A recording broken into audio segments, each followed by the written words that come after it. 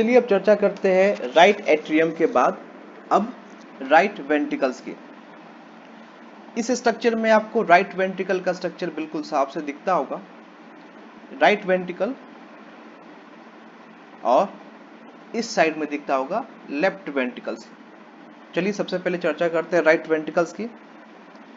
Right ventricles most anterior surface होता है heart का, मतलब हार्ट के आगे के साइड का जो स्ट्रक्चर बना होता है उसमें सबसे ज्यादा योगदान होता है राइट वेंट्रिकल्स का ही।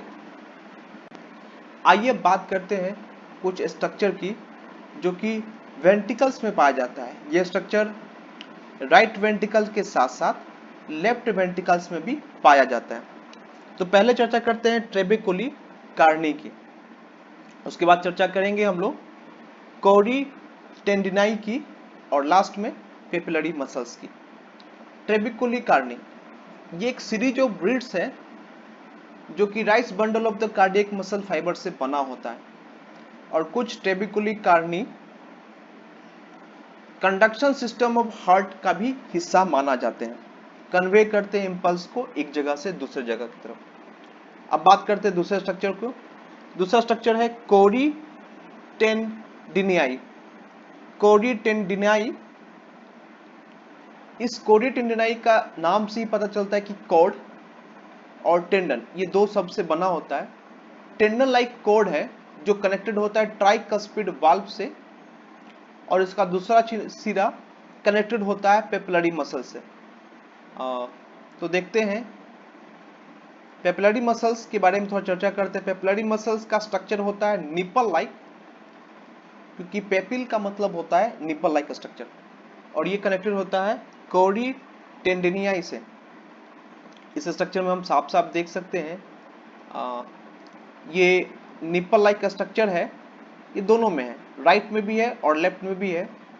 इसका नाम होगा पेपिलरी मसल्स कि ये निपल लाइक स्ट्रक्चर। पेपिल का मतलब निपल जैसा, ब्रेस्ट का जो निपल होता है बिल्कुल वैसा ये स्ट्रक्चर दिखेगा, निपल लाइक स्ट्रक्चर।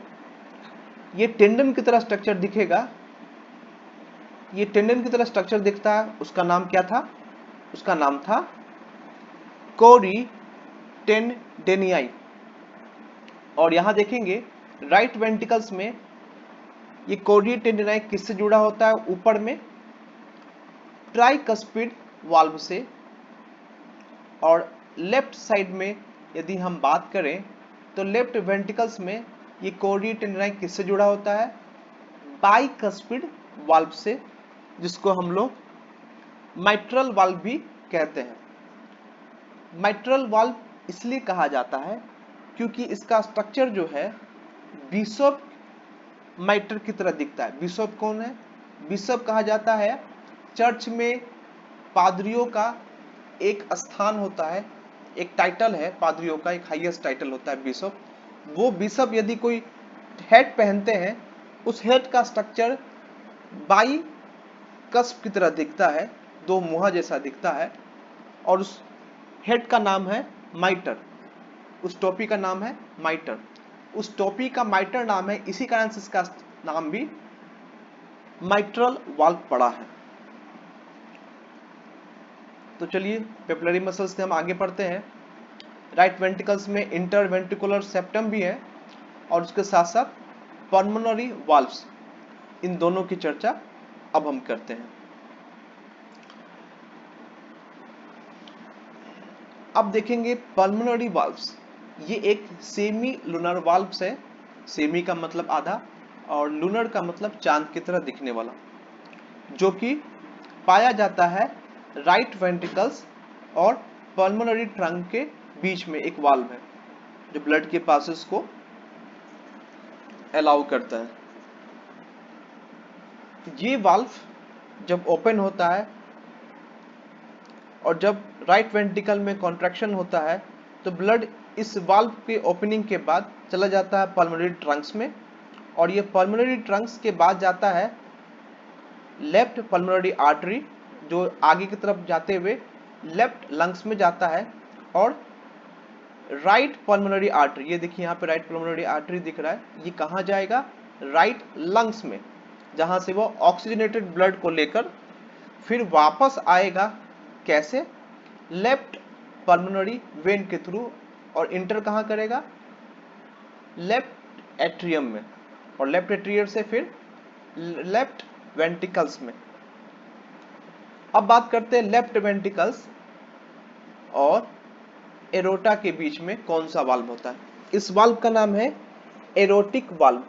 ये नाम हम ध्यान से देखेंगे कि पल्मोनरी वाल्व्स का नाम, पल्मोन का मतलब होता है लंग्स, क्योंकि इस वाल्व के ओपनिंग के बाद ब्लड कहाँ जाता है? लंग्स में।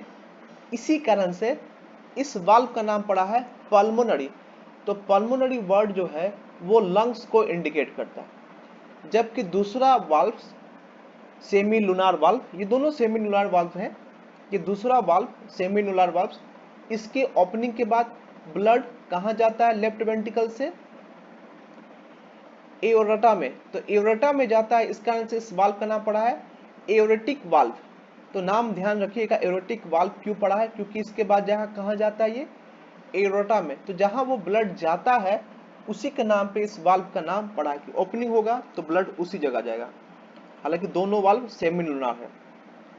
तो यहाँ पे 4 वाल्व हमने पढ़ा, ट्राइकस्पिड, बाइकस्पिड, इसके बाद पल्मोनरी वाल्व और एओरेटिक वाल्व्स, जिसकी चर्चा हम आगे भी डिटेल से करेंगे। सेप्टम की बात की जाए, इंटरवेंट्रिकुलर सेप्टम, तो ये मुख्य रूप से किसका बना होता है? कार्डियक मसल्स का। हमने पिछले स्ट्रक्चर में पढ़ा था कि कार्डियक मसल्स जो है बहुत ही इंपॉर्टेंट हिस्सा होते हैं, ये मिडल स्ट्रक्चर होते हैं हार्ट के। तो कार्डियक मसल्स का हिस्सा दिखता होगा, और साइड में इंडोकार्डियम का लेयर दिखता होगा, जो कि सबसे इनर लेयर माना जाता है। व्हाइट कलर से दिखाया गया, व्हाइट कलर की पतली लाइनिंग दिख रही होगी आपको, ये इंडोकार्डियम का लेयर है। तो इंटर वेंट्रिकुलर सेप्टम, सेप्टम का मतलब पार्टीशन या दीवार या वॉल, दो वेंट्रिकल के बीच का पार्टीशन, दो वेंट्रिकल्स के बीच का दीवार, जिसे हम इंटर वेंट्रिकुलर सेप्टम कहते हैं। नाम से बिल्कुल जाहिर होता है। तो बना होता है मुख्य रूप से मसल से या मायोकार्डियम जो मिडल लेयर होता है, और इंडोकार्डियम से। इंडोकार्डियम आपको दिखता होगा, व्हाइट कलर का एक पतला सा लेयर दोनों साइड में, उससे बना होता है।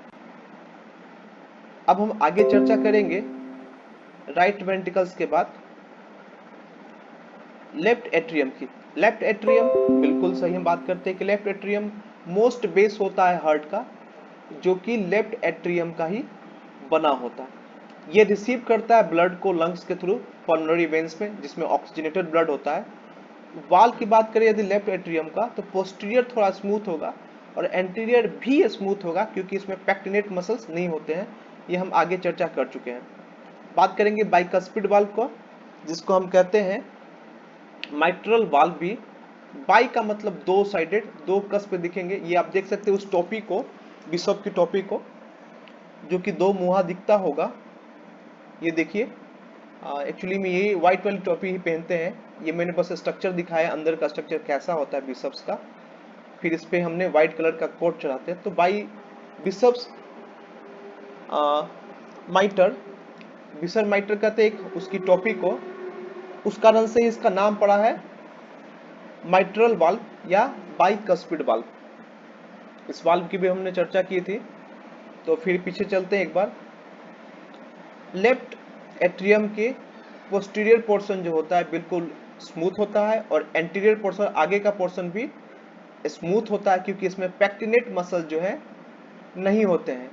जबकि हम बात करें राइट एट्रियम में, तो इसमें पैक्टिनेट मसल्स हमें दिखेंगे इसके एंटीरियर पोर्शन पे, इसके दीवारों पर।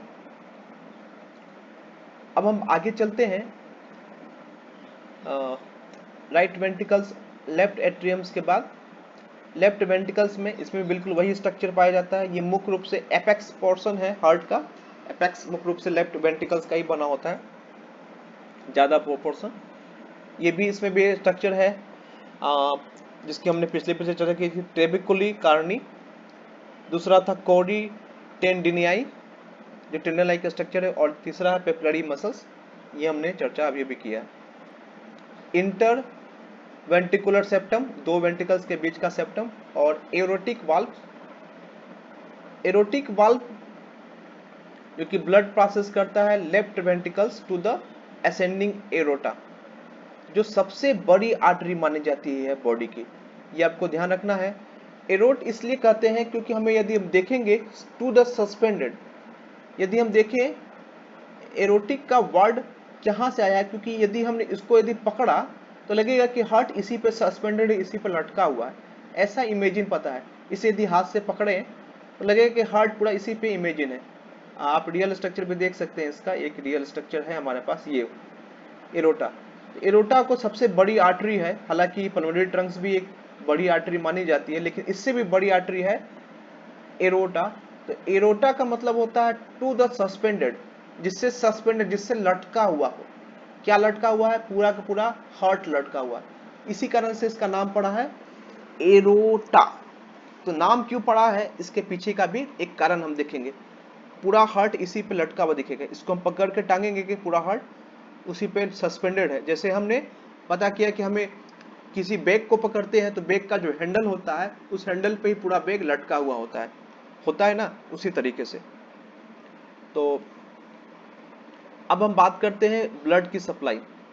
तो देखते हैं ब्लड का सप्लाई कैसे और कहां से होता है। लेफ्ट वेंट्रिकल्स में यदि बात करें तो एरोटा का ब्लड फ्लो होता है कोरोनरी आर्टरी में, कुछ अमाउंट ऑफ ब्लड, सभी नहीं, और बाकी जो होता है वो आर्क ऑफ एरोटा फिर डिसेंडिंग एरोटा की तरफ हो जाता है, और आर्क ऑफ एरोटा और डिसेंडिंग एरोटा से पूरे बॉडी में वो ट्रांसपोर्ट होता है। देखते हैं इस स्ट्रक्चर को। ये आपका एरोटा दिखता है, यहाँ पे हल्का सा कट करके सेक्शन दिखाया गया है फिब्रस पेरिकार्डियम को इंडिकेट करने के लिए। ये एरोटा में हम देखेंगे तो यहाँ से दो तरह का ब्लड वेसल्स बाहर आता हुआ दिखेगा। आप देख सकते हैं दो तरह का ब्लड वेसल्स। पहला ब्लड वेसल्स ये है कोरोनरी आर्टरी, ये राइट कोरोनरी आर्टरी है, ये भी एरोटा से निकला है, जो कि मुख्य रूप से राइट साइड के पोर्शन को, राइट साइड के वेंट्रिकल्स को ब्लड सप्लाई देने का काम करता है। और ये अंदर की तरफ भी होता है, सल्कस में भी जाता है अंदर, सल्कस के नीचे से भी गुजरता है। तो राइट साइड का जो कोरोनरी आर्टरी है वो राइट साइड के पूरे हार्ट को ब्लड सप्लाई करता है। जब हम बात करेंगे लेफ्ट साइड का कोरोनरी आर्टरी, तो ये लेफ्ट साइड में चाहे वो मुख्य रूप से वेंट्रिकल्स है या फिर एट्रियम है, दोनों को ब्लड सप्लाई करेगा। तो यहाँ से ब्लड एक छोटा सा कनेक्शन है, हालांकि यहाँ पे कनेक्शन इस फिगर में नहीं दिखाया गया, नेक्स्ट हम जब चर्चा करेंगे तो वहाँ इस कनेक्शन को बिल्कुल अच्छे तरीके से देखेंगे कि किस तरीके से कनेक्टेड है। तो राइट कोरोनरी आर्टरी और लेफ्ट कोरोनरी आर्टरी दोनों कनेक्टेड होता है इस एओर्टा से। अब देखेंगे एरोटा के बाद फिर क्या होता है, असेंडिंग एरोटा, और फिर इसके बाद डिसेंडिंग एरोटा। तो आर्क ऑफ एरोटा, उसके पहले है असेंडिंग एरोटा, फिर ये आर्क बनता है, एक आर्क बनता है, देख सकते हैं घुमा हुआ स्ट्रक्चर जिसे हम आर्क कहते हैं। तो आर्क ऑफ एरोटा, और उसके बाद फिर ये डिसेंडिंग, नीचे जाते हुए दिखेगा, डिसेंडिंग एरोटा, फिर पूरे बॉडी में ब्लड का सप्लाई होता है। तो यहाँ हम देख सकते हैं किस तरह से ब्लड सप्लाई होता है। ठीक है जी। तो यहाँ हमने देखा ब्लड कैसे निकलते हुए, कोरोनरी आर्टरी, जिसके बाद कोरोनरी आर्टरी के बाद ब्लड कहाँ जाएगा, कोरोनरी वेंस में, और फिर वो ये ब्लड कोरोनरी वेंस के थ्रू कहाँ जाता है, कोरोनरी साइनस में, जो एक वेन है, और कोरोनरी साइनस से कहाँ जाएगा, फिर ये राइट एट्रियम में जाकर गिरता है ब्लड। तो हमने यहाँ पे एक अलग से ब्लड वेसल दिया हुआ है हार्ट के लिए कि भाई इसको काम कंटिन्यूअस करना है तो बाहर से भी इसका ब्लड वेसल्स के लिए काम हो जाए, तो इसका एक अपना ब्लड वेसल्स है। तो लेफ्ट एट्रियम की चर्चा हमने की, ये बिल्कुल देख सकते हैं स्ट्रक्चर हमने पढ़ लिया है। अब देखेंगे हार्ट के वाल्व्स को और उसके सर्कुलेशन ऑफ हार्ट को। सबसे पहले देखते हैं यहाँ पे दो तरह के वाल्व्स यहाँ पे चर्चा किए गए हैं।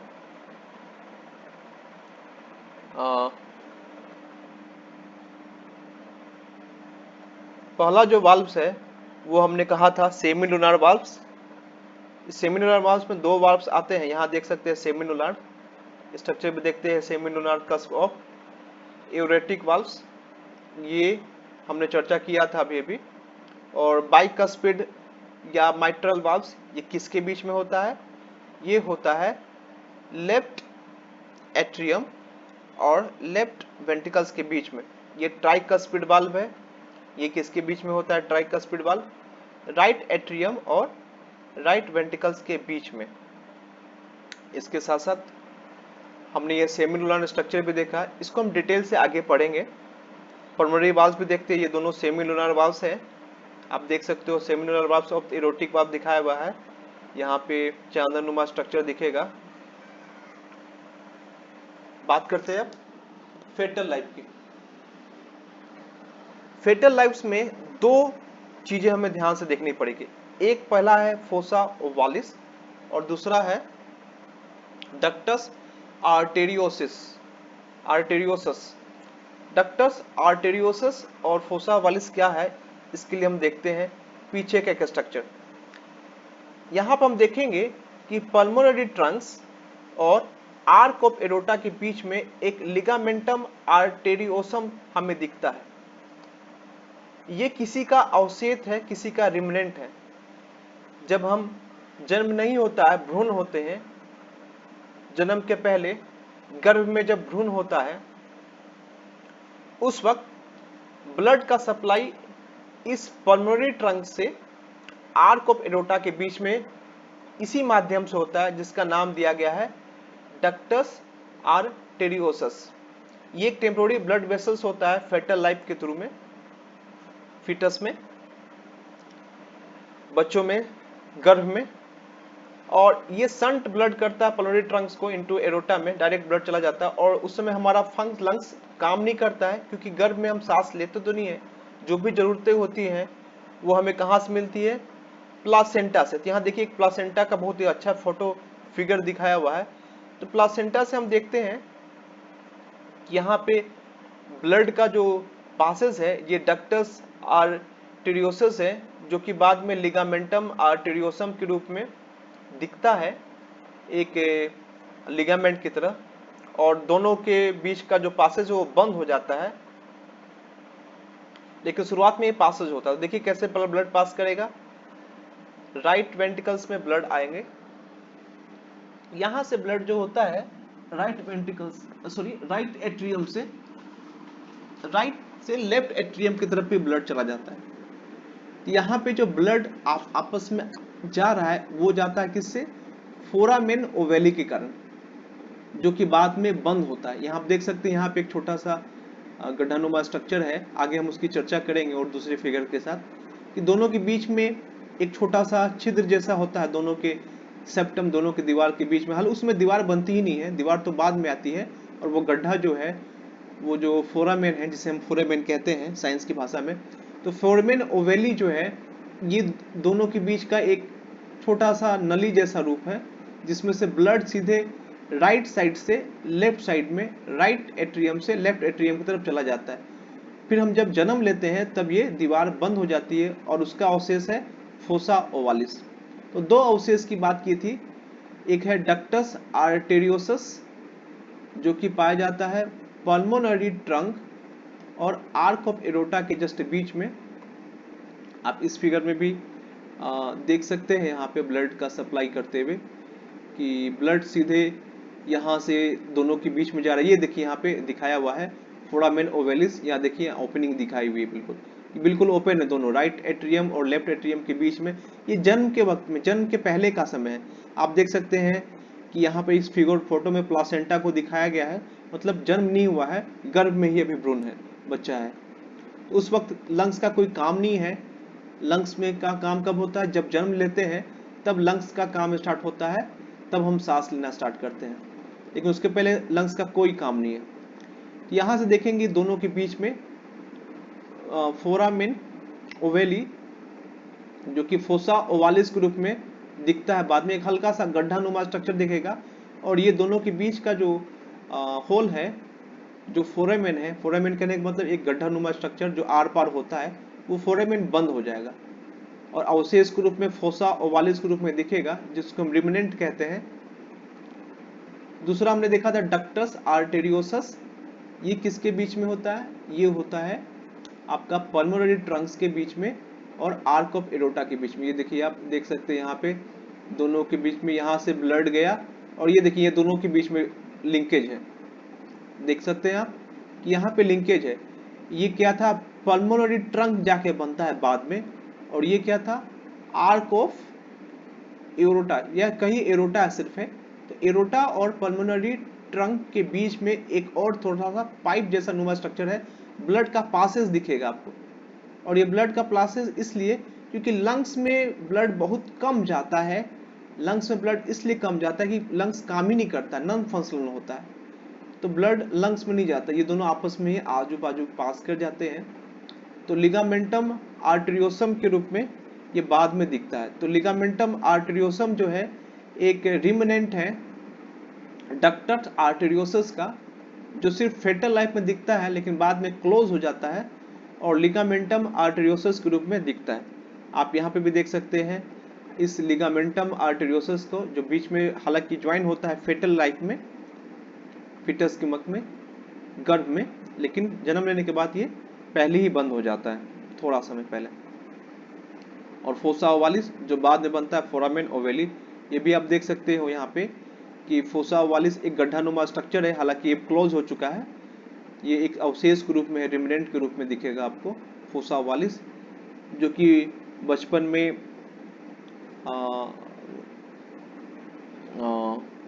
फोरामेन ओवेली के रूप में था, उसी का रिमिनेंट है ये, उसका अवशेष फोसा ओवालिस है।